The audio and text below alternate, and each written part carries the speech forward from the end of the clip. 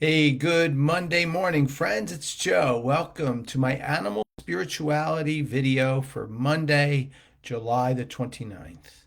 Hope you're doing well as we come to a very quick close of July and we enter into August and the second part of the summer, if you consider summer to be July and August.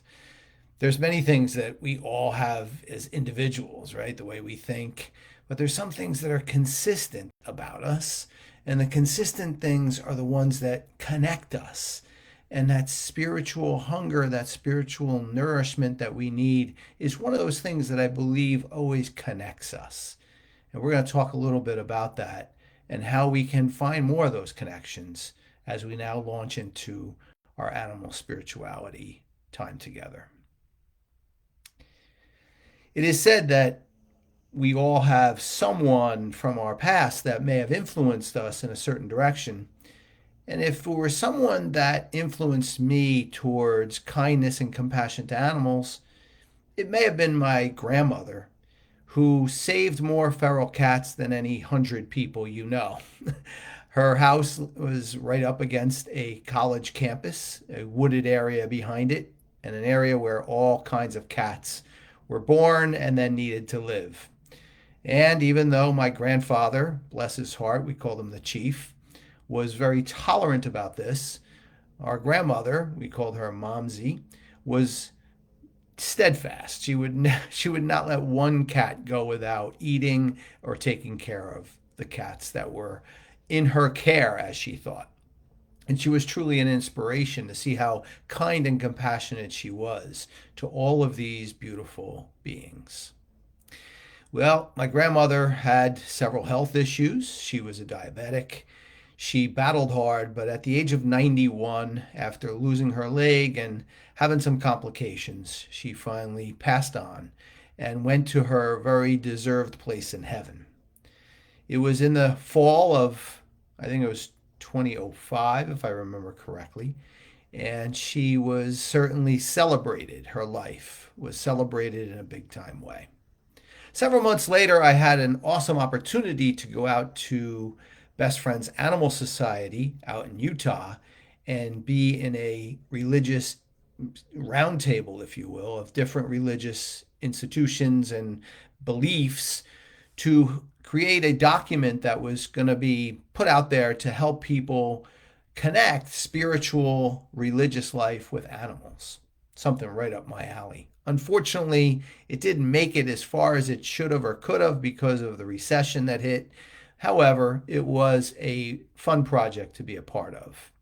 Touring the facility the first time I was out there, of course, I was like a kid in a candy store, as the saying goes. I was so captivated by every animal I met. Well, one day we went into the cat house where a beautiful setting was there for cats to live indoors, those that needed to live indoors.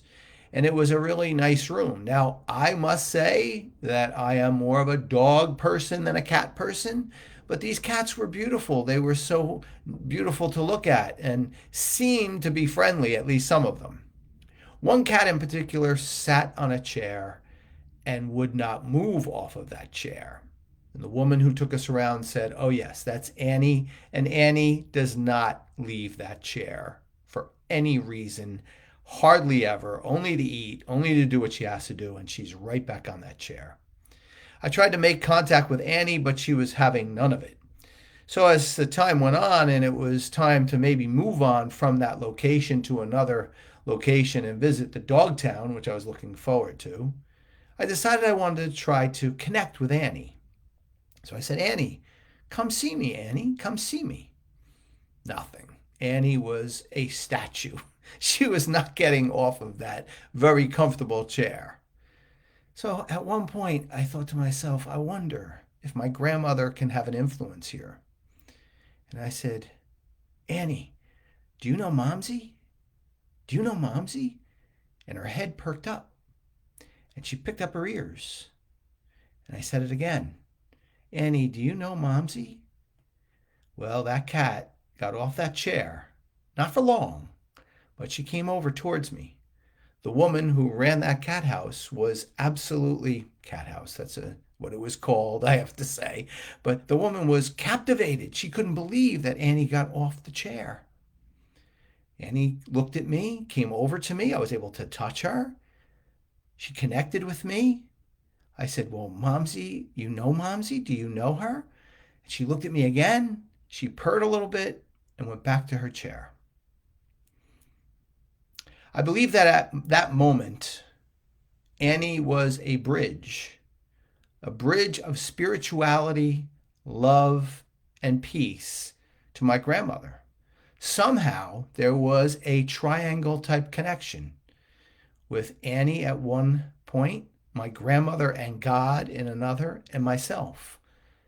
And by making the connection, or attempting to as I was, I had a beautiful experience of a connection to my grandmother who had passed away and to God, and a spiritual hunger that was satisfied by this cat making this amazing bridge of spiritual nourishment for me. I'll never forget that story, and it left me really with a positive image of animals having this amazing ability to connect us stronger to our spiritual life, stronger to God, and stronger definitely to our love and passions of our dear ones that may have passed on. Do you have an experience like this? I bet you do, and all you need to do is search your memory.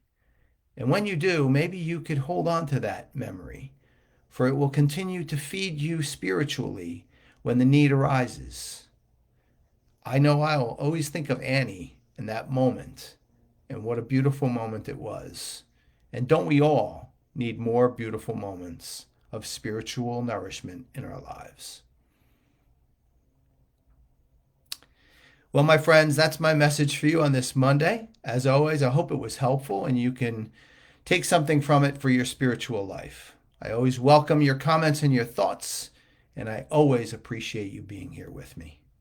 I want to wish all of you a wonderful Monday, and I look forward to seeing you back here tomorrow for a spiritual kind of video that will include a scripture reflection. Take care, everyone.